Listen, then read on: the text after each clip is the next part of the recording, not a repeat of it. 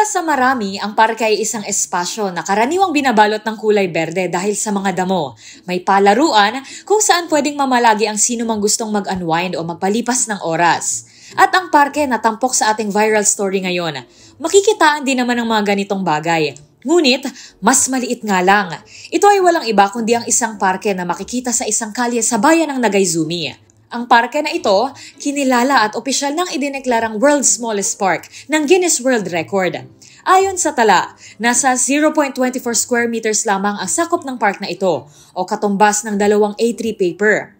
Ngunit maliit man, makikita sa parke na mayroon itong entrada, may mga damo at isang maliit na upuan o bench na parang pangkaraniwang parke lamang. Ayon kay Shuji Koyama, ang pinuno ng Construction Management Division ng Nagaizumi, ang parke na ito ay nilikha pa noong 1988 para magamit ang mga free o empty space sa daan. At maliit man, nagagawa pa rin ito ang layunin nito bilang pasyalan ng mga turista at pahingahan.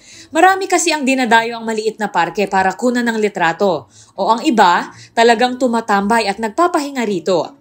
Nakuha nito ang titulo mula sa Mill Ends Park sa Portland, Oregon, na una nang naging inspirasyon ng gumawa ng Nagaizumi Park na gawin itong mas maliit dito. At ngayon, ito na nga ang kinikilalang World's Smallest Park. Para sa DZRH TV, ito si Rose Babiera. Una sa Pilipinas, una sa Pilipino.